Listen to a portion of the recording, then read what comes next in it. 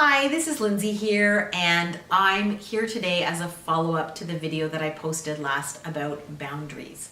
So like we talked about in the last video, a boundary is telling somebody else what you need and then sticking to it, regardless of what that person's reaction is. So for myself, I have historically had a very hard time when I have set a boundary, not taking on somebody else's reaction to it. So my emotional boundaries were not super well developed, and this is still something I'm working on. But so if I would say no to somebody, let's say a friend asked me to babysit their kids and I felt really tired, I worked for a long time to actually be able to say no. Just saying no used to be hard for me years and years ago. I had worked to a point that I could say no, but then I would still carry with me a little bit of guilt, you know, feeling like I was being selfish and this mom needed me and gosh, you know, I'm just tired, I really could do it. And so I would kind of carry that with me. I would particularly carry that with me if the person I said no to got upset with me for saying no. So this has been a bit of a newer revelation for me, the piece that I actually am much better at setting boundaries with people who respect my boundaries.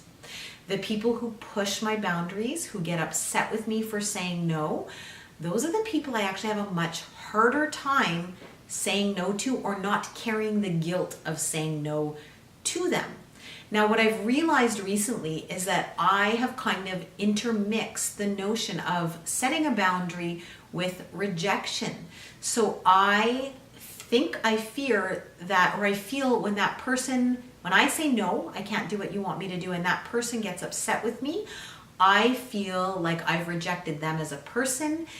Maybe that's what they're feeling, and then they're getting upset with me, and now I'm feeling rejected because they're upset with me over it. And so I'm really working to tease apart these two notions so that I can set a boundary and not be impacted by somebody being upset with me, not being able to do what they want me to do in the moment or to be the person they want me to be right now.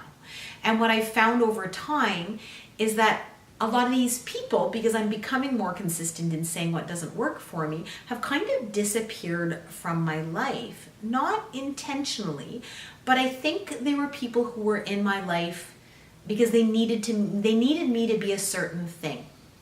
And as I started to become more and more just who I wanted to be by checking in with myself and setting boundaries, I find myself now surrounded by people who actually just let me set the boundaries I need. And if I have to change something last minute or tell them I can't do something that's very important to them, they understand that it's not because it's not also important to me, it's just because I can't do it in that moment. So over time, I have found that it has helped me to develop relationships that will allow and support me to be who I am, because I'm being who I am regardless. I'm trying to be who I am regardless of who I'm with, whether the person accepts my boundaries or not.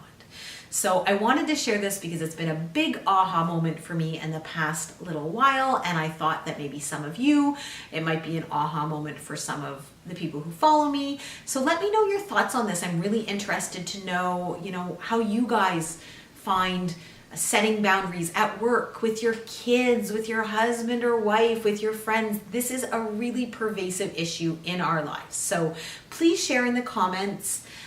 Keep watching if you'd like to see other videos. Lindsay Lapaquette, Collaborative Solutions. I appreciate your time. Thank you very much.